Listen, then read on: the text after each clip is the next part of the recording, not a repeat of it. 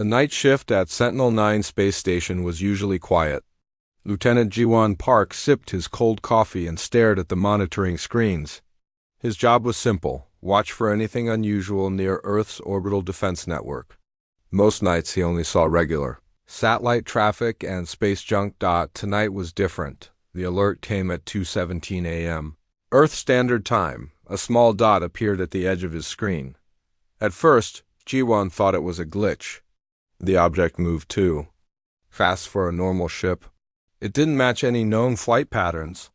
"System, run identification check," Jiwon said, putting down his coffee mug. The computer beeped. Words flashed across his screen. "Match found, KSS Horizon." Jiwon blinked twice. That couldn't be right. The KSS Horizon was a deep space exploration vessel that vanished 7 years ago while investigating a strange energy signature near Neptune. All 142 crew members were declared dead after a year-long search found nothing. "Computer, verify identification," Jiwon ordered, his heart beating faster. Verification complete, 99.8% match to KSS Horizon. Jiwon's hands trembled as he pressed the emergency alert button. "Director Sunwoo, you need to see this right now." He called into the comm system, his voice cracking with excitement and fear. 4 minutes later, Director Hana Sunwoo rushed onto the command deck. Her black hair was tied back in a hasty ponytail, and she wore a rumpled uniform. She had clearly been sleeping when Jiwon called. "This better be important, Lieutenant," she said, but stopped short when she saw the screen. "Is that the Horizon?" "Yes, ma'am," Jiwon said. "The ship's ID signature matches our records." Hana leaned closer to the screen. "That's impossible. The Horizon disappeared 7 years ago." "I know, ma'am. But the computer is sure." More staff rushed into the command center as alarms spread throughout the station. The room filled with voices and the clicking of keyboards. "Put it on the main screen," Hana ordered. The large wall display lit up with an image of the approaching ship. Everyone fell silent. It was definitely the Horizon, but not as anyone remembered it. The once white hull was now covered with a strange metal lattice that seemed to shift and move, even though the patterns were solid. The ship's engines glowed with a blue light that didn't match any known human technology. What happened to it? Someone whispered. Hana turned to the communications officer. "Taeyong, try to make contact." Taeyong nodded and began sending standard greeting messages on all channels. For 5 minutes, there was no response. The Horizon continued its approach toward Earth at a steady speed. "It's not slowing down," Jiwon noted with alarm. "If it maintains this course and speed, it will enter Earth orbit in less than 2 hours. Hana's face hardened. "Alert Space Defense Command? Tell them to prepare." "Wait." Taeyong shouted. "We're getting a response." The main screen flickered. A face appeared that many in the room recognized from old news reports. Captain Doyeon-ru looked exactly as he had in photos taken before the Horizon's final mission. He had the same short black hair, the same calm eyes. He didn't look like a man who had been missing for 7 years. "This is Captain Doyeon-ru of the KSS Horizon," he said, his voice clear and steady, "requesting permission to return home." Hana stepped forward. "Captain Ru, this is Director Hana Sunwoo of Sentinel-9. Your ship disappeared 7 years ago. You were declared dead. Where have you been? What happened to your ship?" A small smile appeared on Doyeon's face. 7 years? For us, it's been much longer. Time works differently where we went." "And where exactly was that, Captain?" Hana asked. "Beyond the edge," he said simply. "We found something out there. Something that changes everything." The command center erupted with questions, but Doyeon held up his hand. "I understand you have questions." "So do we, but first we need to dock and secure the ship. What we've brought back is too important to discuss over an open channel." Hana looked troubled. "Captain, your ship has been significantly modified. Our sensors detect unknown technology all over the Horizon. Protocol requires quarantine procedures for—" "Director Sunwoo," Doyeon interrupted. "I respect the protocols. We will submit to any quarantine measures. But I need to speak with Earth leadership immediately." What we discovered is not just scientific. It concerns the survival of our species. Those words sent a chill through the command center. Hannah turned to her staff. Clear L4 station for quarantine procedures. Alert the Security Council, and get me a direct line to the President. While the staff rushed to follow orders, Yuan continued to study the ship on his screen. Something about the way the strange metal patterns moved across the hull bothered him. They almost seemed alive. "Director," he called out, "look at this." He zoomed in on a section of the hull. The metal patterns were rearranging themselves, forming and reforming in complex designs. "What are we looking at, Lieutenant?" Hannah asked. "I'm not sure." "But it's not static? The hull is ... changing?" Hannah studied the image. "Is it some kind of adapted material?" "Maybe, but it's not like any technology I've ever seen." As the horizon approached Earth orbit, more strange details became clear. The engines didn't burn fuel like normal ships. Instead, they seemed to bend space around them. The communication signals from the ship contained data patterns that Earth computers couldn't fully understand. 6 hours later, the Horizon docked at L4 station. Security teams in hazmat suits prepared to board. Medical units stood by to examine. The crew. Scientists waited eagerly to study whatever the ship had. Brought back. G1 watched from Sentinel-9 as the airlock to the Horizon opened. Captain Doyen-Ru stepped out alone. He looked around calmly at the armed guards and smiled.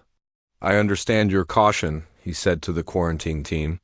"But what we found isn't dangerous to us. It's a gift.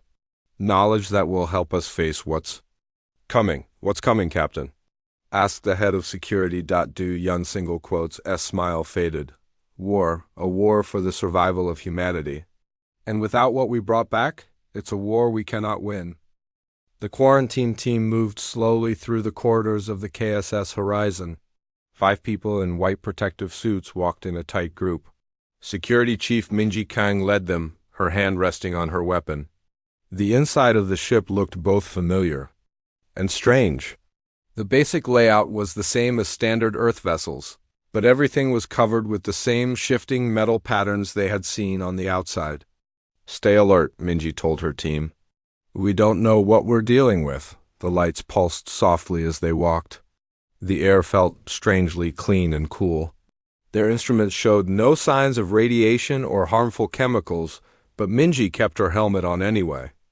7 years in deep space could have exposed the ship to unknown dangers. They reached the bridge and found Captain Doan sitting calmly in his command chair. He wasn't wearing a spacesuit or any protective gear. He smiled when he saw them. "Welcome." "Aboard," he said, standing up. "I apologize for the state of the ship. We've made some changes." Minji was struck by how normal he looked. His uniform was different, made of a smooth gray material that seemed to shift slightly when he moved. But his face showed no signs of the 7 years that had passed. If anything, he looked younger and healthier than in his old photos. "Captain Ru," Minji said.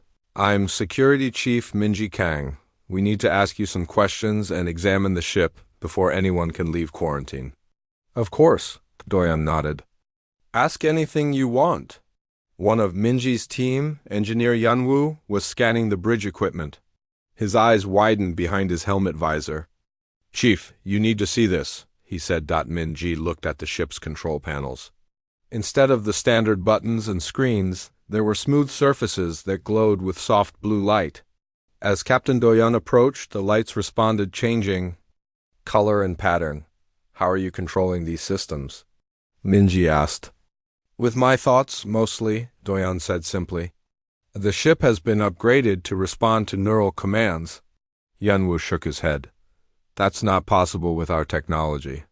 "Not with Earth technology, no," Doyan agreed. "But we found help out." "There," Minji stepped closer to the captain. "You said on the com that it's been longer than 7 years for you." "What did you mean?" Doyan's face grew serious.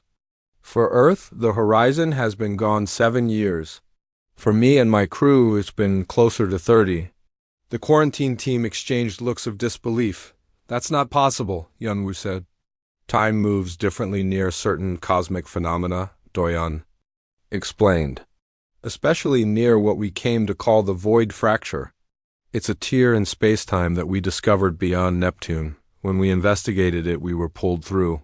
Where did it take you? Minji asked. Another part of the galaxy. Thousands of light years away. We found ourselves near an ancient star system with planets that had been dead for thousands of years. But not everything there was dead. Doyon walked toward the door. Come with me. There's something you need to see. Minji signaled her team to follow, keeping a careful distance from the captain. They walked through corridors where the walls seemed to respond to their presence, shifting slightly to create more space. They passed crew quarters that were empty. Where is the rest of your crew? Minji asked. A shadow passed over Doyen's face.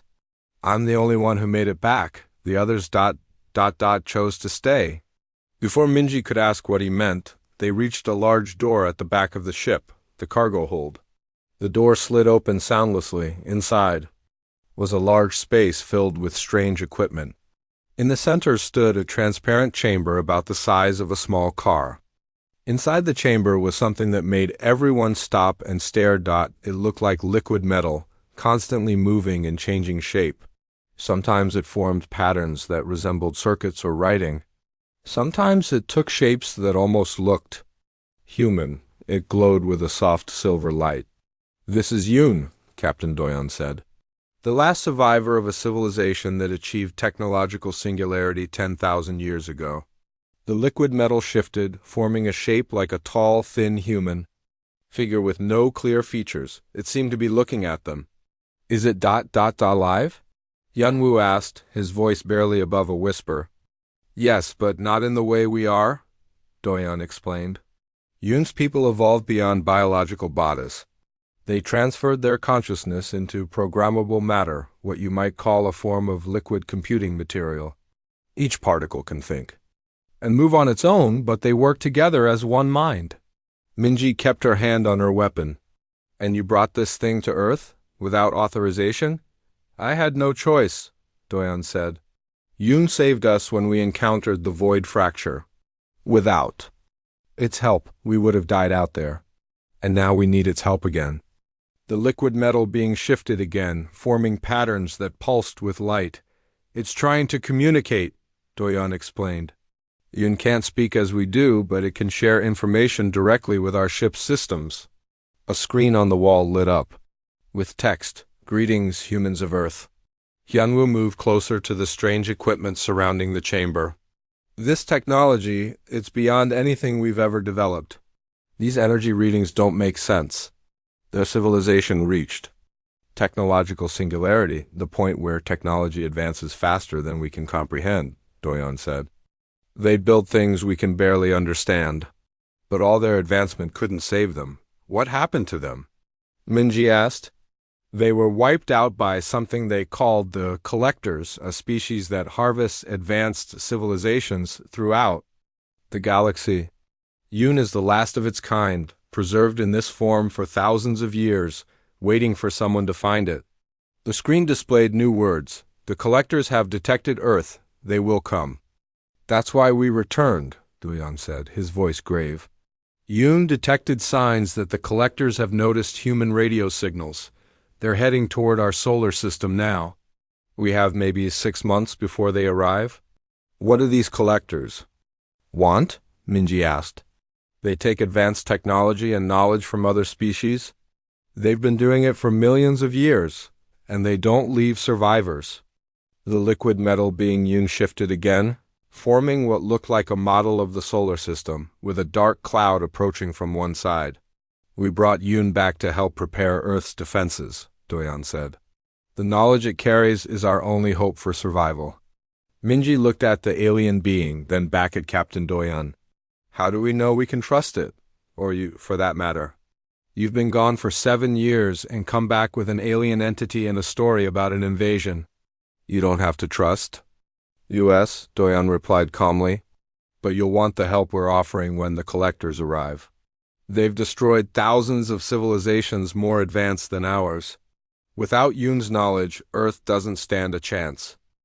3 days after the Horizon's return, The Seoul Advanced Sciences Division buzzed with activity. Scientists from around the world gathered in the main laboratory to study pieces of technology from the ship. Security guards stood at every door. No one was allowed to enter or leave without special clearance. In the center of the lab, Dr. Junho Choi carefully examined a small metal device that had been taken from the Horizon's engine room. The device was no bigger than his hand, but according to Captain Doyon, it could power an entire city for a year. It glowed with a soft blue light and made no sound. This makes no sense, Junho muttered to himself. He had been studying the device for 20 hours straight, and he still couldn't understand how it worked. It didn't burn fuel. It didn't use solar power. It seemed to create energy from nothing, which broke every law of physics he knew. The door opened, and Director Hana Sunwoo entered with a group of important-looking people in suits. Junho recognized some of them from news reports. Government officials and military leaders. Dr. Choi, Hana said, please share your findings with our guests. Junho stood up and cleared his throat. He wasn't good at talking to important people, but he knew his work mattered now more than ever. This technology doesn't just surpass our understanding, it contradicts it, he explained, pointing to the small device.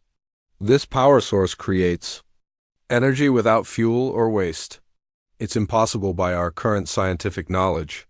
He walked over to another table where more items from the Horizon were laid out. And this, he said, picking up what looked like a piece of glass with moving patterns inside, is some kind of data storage system. It can hold more information than all of Earth's computers combined. The quantum entanglement matrix alone could revolutionize all human communication systems. One of the military men, Admiral Jie, frowned. But can we use these things? Can we build more of them? We're trying to figure that out, Junho admitted. We can activate some of the devices, but making new ones is much harder. It's like giving a smartphone to someone from the Stone Age. They might figure out how to use it, but they couldn't build one. The door opened again, and Captain Doyon entered. Behind him floated a container that held the liquid metal being called Yoon. The container moved on its own, hovering slightly above the floor. You won't be able to reproduce this technology in time, Doyon said. That's why Yoon is here to help guide you. The liquid metal shifted, forming complex patterns. A nearby screen lit up with words. Your scientists learn quickly, but the collectors will arrive in 173 days. Admiral Jie stepped forward. So you keep saying, but we only have your word about these collectors. Why should we believe you? Because we have proof, Doyon replied calmly. He placed a small disk on the table. It projected a three-dimensional image in the air. Everyone in the room went silent as they watched. The image showed a massive fleet of ships unlike anything humans had built. They were huge, dark structures that seemed partly mechanical and partly organic. The ships surrounded a small planet. Beams of energy shot down from the ships to the surface. Within minutes, the planet's cities were gone, replaced by huge mining operations that tore into the surface. This recording is from Yoon's homeworld, Doyon explained. 10,000 years ago, the collectors harvested their entire civilization. Yoon only survived because it was part of a deep space research team. Why would this entity help us? Admiral Jie asked, still suspicious. Because humans possess something unique, Doyon replied. Your adaptability, your unpredictability. The liquid metal in the container shifted again, and more words appeared on the screen. Most species follow logical progression in technology development. Humans make creative leaps. Doyon nodded. Yoon's people were logical but lacked innovation.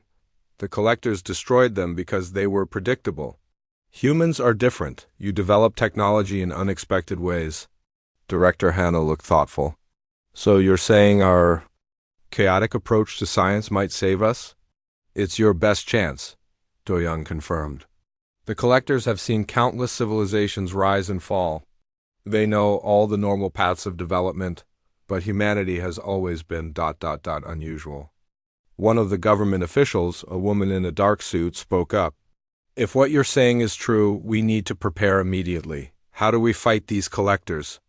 With knowledge, Doyan said simply, Yoon can teach your scientists principles. That would take you centuries to discover on your own. With that knowledge, you can adapt your existing technology to defend Earth. Admiral Ga didn't look convinced. And what does this alien want in return? The liquid metal formed a shape, like a human hand reaching out. A home, Doyan translated. Yoon has been alone for thousands of years, drifting from system to system, hiding from the collectors. It wants to help a species survive where its own people failed. The officials huddled together, speaking in low voices. After a few minutes, they seemed to reach a decision. We'll establish a special task force, the woman in the dark suit announced. Top scientists, military experts, and engineers from around the world. Captain Ru and Yoon will share their knowledge. We'll begin developing defenses immediately. Dr. Jinho felt a mix of excitement and fear. In his entire career, he had never faced a challenge like this. The science behind the alien technology was beyond his understanding, but he was eager to learn. One more thing, Doyan said as the officials prepared to leave. The Horizon's crew, the ones who stayed behind, they made a sacrifice to ensure I could bring this warning to Earth.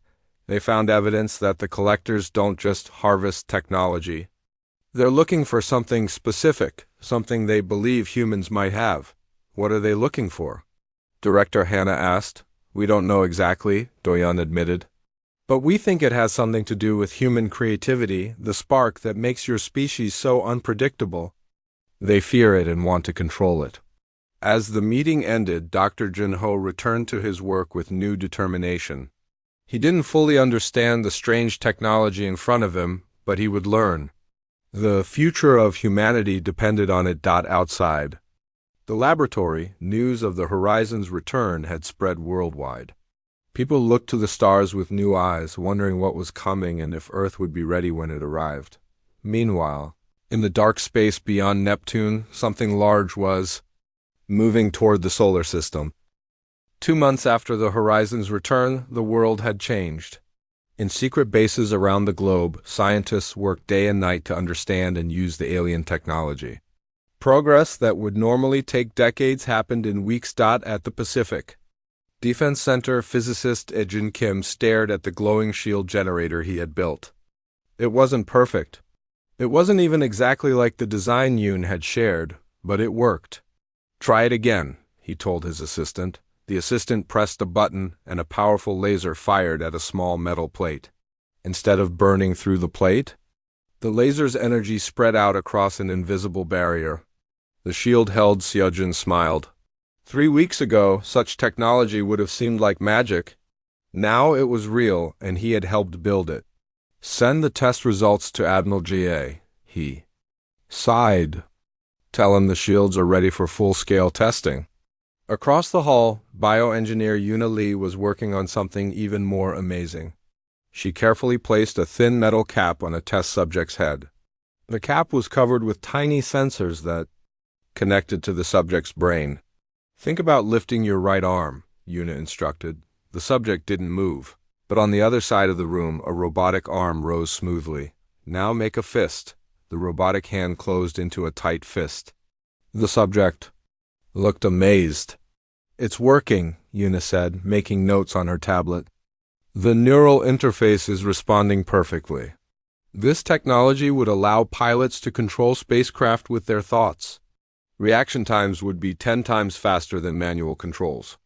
In a battle against the collectors, those seconds could make the difference between life and death. In the main hangar of the Defense Center, workers were busy transforming ordinary fighter jets into advanced spacecraft. The old engines were replaced with new ones based on Yoon's designs. Weapon systems were upgraded with technology that could penetrate the strongest shields. Captain Doyan watched the activity from a viewing platform. He had expected Earth to make progress, but the speed of adaptation surprised even him. Beside him, the container holding Yoon floated silently.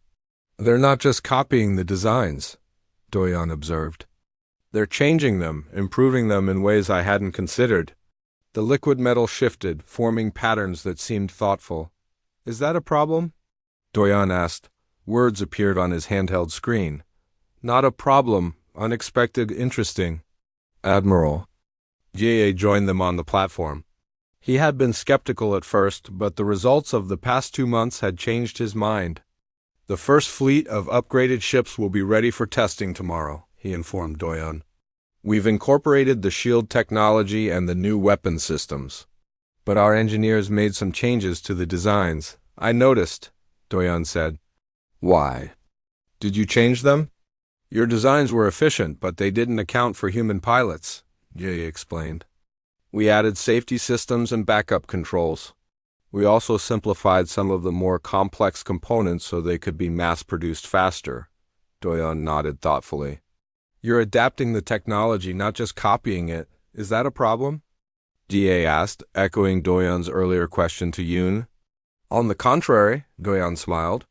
It's exactly why humanity might survive. Later that day, Yoon found Doyan in the cafeteria. He sat alone, watching people come and go. Even after 2 months? On Earth, he seemed separate from everyone else, like a visitor from another world. In many ways, he was, "May I join you?" Yuna asked. Doyan nodded, and she sat across from him. I wanted to ask you something, she said, about the neural interfaces. What about them? Yoon's design was perfect, Yuna said, but I changed it.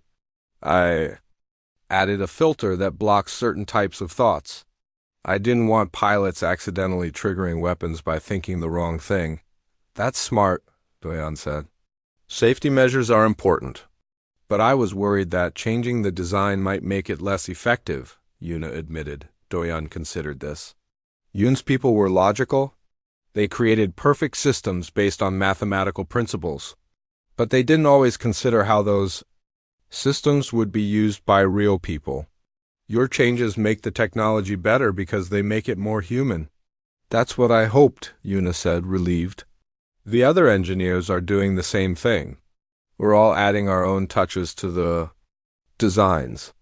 That variety might be your greatest strength, Doyan told her. The collectors expect uniformity. They've seen countless civilizations develop along predictable lines, but humans are messy. You take different approaches to the same problem. That makes you harder to predict.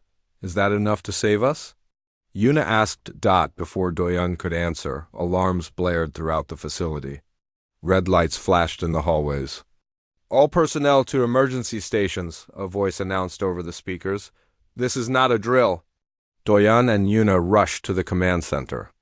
Admiral Ga stood before a large screen that showed the outer edges of the solar system. A cluster of large objects was moving toward Earth. Long-range sensors just detected them, Jie said grimly. Based on their size and speed, they match Captain Ru's description of collector ships. How many? Doyan asked. At least 20 large vessels, Jie replied, plus smaller support craft. How long until they reach Earth? At their current speed, 3 weeks. The room fell silent. They had expected to have more time. The defense fleet wasn't fully ready. The planetary shield system was only partially complete. We need to accelerate production, Gaia ordered. All facilities on 24-hour schedules. Pull in every engineer and scientist we can find. As people rushed to carry out the orders, Doyan stood before the screen, studying the approaching ships. They moved in perfect formation, each one precisely. Positioned relative to the others, logical, predictable. They're coming sooner than we expected, Yuna said, standing beside him. Will we be ready? That depends, Doyan said. Not on your technology, but on your willingness to embrace what makes humans different. And what's that? Chaos, Doyan smiled. Beautiful, unpredictable human chaos. Across the room, Admiral Ga was already organizing Earth's defense. He addressed the United Earth Forces over a video link. We fight not just for our survival, but to prove humanity's place among the stars. The next 3 weeks would determine whether humanity had a future. But as Doyan watched the humans work, adapting and improving the alien technology in ways even Yoon hadn't imagined, he felt something he hadn't expected. Hope, the collectors, were coming, but Earth would not be easy prey. The battle ahead would test humanity's greatest strength, its unpredictability. The day the collectors arrived, the sky changed. 20 massive ships appeared in Earth's orbit, blocking the sun in many places. They were huge, dark shapes that looked partly like machines and partly like living things. Each one was bigger than the largest city on Earth. People around the world looked up in fear. This was the enemy Captain Doyen had warned them about. The enemy that had destroyed countless other civilizations across the galaxy. Admiral Ga stood in the global defense command center, watching as the collector ships took position around the planet. Earth's new defense fleet waited in orbit, 500 ships equipped with the adapted alien technology. It was an impressive force, but small compared to the massive collector vessels. All ships maintain position, Admiral Ga ordered. Wait for my command. The first attack came without warning. Beams of energy shot from the collector ships, targeting Earth's major cities. But instead of destruction, the beams hit invisible barriers. The shield technology that Xiaojin had developed held barely, shields at 70% power, a technician reported. They're stronger than we expected. The collectors attacked again, this time targeting the defense fleet. Earth ships exploded as energy weapons tore through them despite their shields. They're adapting to our defenses already, Admiral Ga said grimly. Order the fleet to engage. All weapons free. Earth's ships moved forward, firing their new weapons. Some of the shots damaged the collector vessels, but not enough to stop them. More Earth ships exploded as the collectors adjusted their attacks. At the defense center, Dr. Jinhon watched the battle on the screens. Something about the collector attack pattern caught his attention. They're all using the same strategy, he said suddenly. Look, they're coordinating perfectly, Captain Doyen nodded. They're a hive mind. They think and act as one. Jinho's eyes widened as he realized what this meant. If they all think the same way, they all have the same weaknesses. Doyen finished. Jonho rushed to a computer and began typing furiously. The collectors use a hive consciousness. Their adaptation is collective but uniform. They can't comprehend individual innovation. He turned to Admiral Ga. Sir, our standard attack patterns aren't working because the collectors can predict and counter them. But what if every ship did something different? Admiral Ga looked thoughtful. Complete tactical chaos? Exactly, Junho said. Let each captain make their own decisions. No coordination, no standard patterns. Pure human unpredictability. After a moment's consideration, Admiral Ga nodded. It's worth trying, he turned to his communications officer. Send new orders to all ships. Implement Emergency Protocol Omega. Protocol Omega was something the military had never used before. Gave every ship captain complete freedom to act independently. No coordinated attacks, no standard formations. Each captain would follow their own instincts and ideas. The result was immediate chaos. Beautiful, unpredictable human chaos. Earth ships broke formation, attacking from different angles. Some fired directly at the collector vessels. Others targeted specific points on the enemy ships. Some flew in wild patterns to avoid being hit. The collectors tried to adapt, but they couldn't predict what each individual ship would do next. Their perfect coordination became a weakness as they struggled to counter hundreds of different attack strategies at once. Meanwhile, Captain Doyen, Security Chief Minji, and Engineer Hyunwoo boarded the retrofitted Horizon. With its advanced systems, the Horizon might be able to get close to the main collector ship. This is insane, Minji said as they prepared for launch. 3 people against a ship that size? Sometimes the smallest force can make the biggest difference, Doyen replied. Besides, we have something they won't expect. He nodded toward the container where Yoon floated, its liquid metal form shifting with anticipation. As the Horizon lifted off, Earth's defense fleet continued its chaotic attack. Some ships were lost, but the collectors were taking damage too. Their perfect formation began to break apart as they tried to counter the unpredictable human tactics. The Horizon slipped through the battle, its advanced systems making it nearly invisible to the collector's sensors. Hyunwoo piloted the ship toward the largest collector vessel, the command ship. They're adapting to our defenses, Young-woo warned as they approached. Our shields won't last long if they detect us. Then, we changed the rules, Minji replied, activating a device that Dr. Jinho had created just days before. It sent out random energy patterns on all frequencies, making the horizon appear to be multiple ships instead of one on the command ship's bridge. Doyan connected Yoon's container to the horizon systems. The liquid metal being flowed into the ship's computers, enhancing them beyond their original capabilities. Yoon will guide us to their central core, Doyan explained. Every collector ship has one, it's their main weakness. Guided by Yoon, the Horizon found a small opening in the massive collector ship's defenses. They slipped inside, navigating through dark corridors that seemed to pulse with life. At the heart of the ship, they found what they were looking for. Chamber filled with glowing energy, the central core that controlled the entire collector fleet. Now comes the hard part, Doyan said, removing a small device from his pocket. It was the experimental quantum core that Dr. Jinho had developed.